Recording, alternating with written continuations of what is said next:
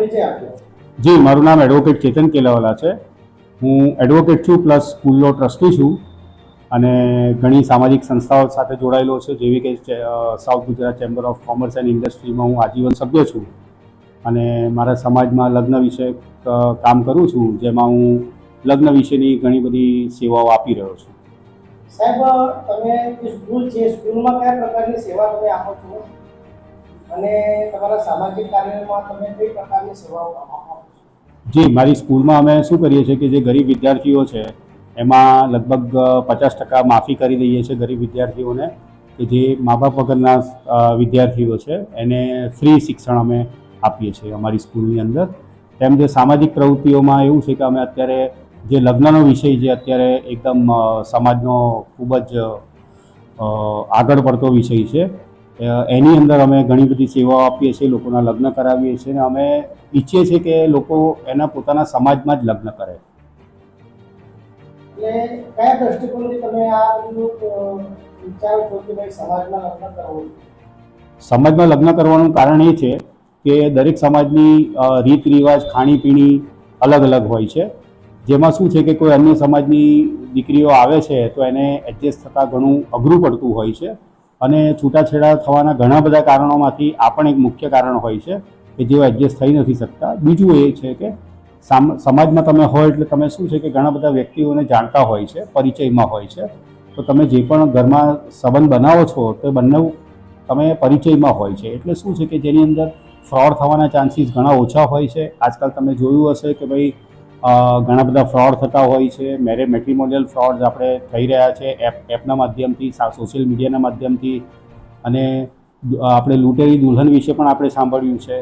તો આ બધું નહીં થાય એના માટે શું છે કે આપણે એવું ઈચ્છીએ છીએ કે ભાઈ સમાજની અંદર લગ્ન કરે તો એ વધારે બેટર છે। તમે મેરેજ બ્યુરો ચાલુ કર્યો છે, તમને કોન્ટેક્ટ સમાજ કઈ રીતે કરશે અને કઈ રીતે તમને કોન્ટેક્ટ કરશે? હું આ કાર્ય લગભગ 2012થી કરી રહ્યો છું, જ્યાં મેં ફેસબુકના માધ્યમથી મેં મારા સમાજના જે સભ્યો છે એને સંગઠિત કરવાનું ચાલુ કર્યું છે।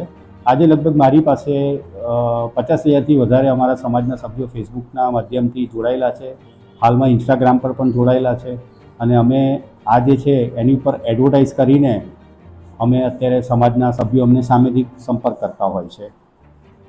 તમારા સમાજને શું સંદેશો આપવા માંગો છો?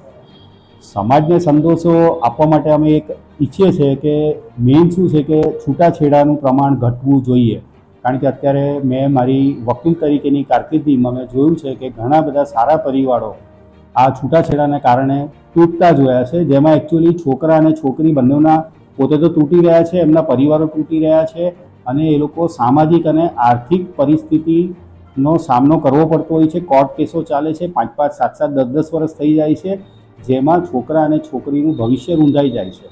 તો આ ઓવરકમ કરવા માટે અમે આ પ્રયાસ કરી રહ્યા છે કે ભાઈ દીકરા દીકરીઓ સમાજની અંદર લગ્ન કરે, જેથી કરીને આ નોબત નહીં આવે। સાહેબ, તમારા જે તમે મેરેજ બ્યુરો ચલાવો છો એનું નામ શું આપ્યું છે તમે?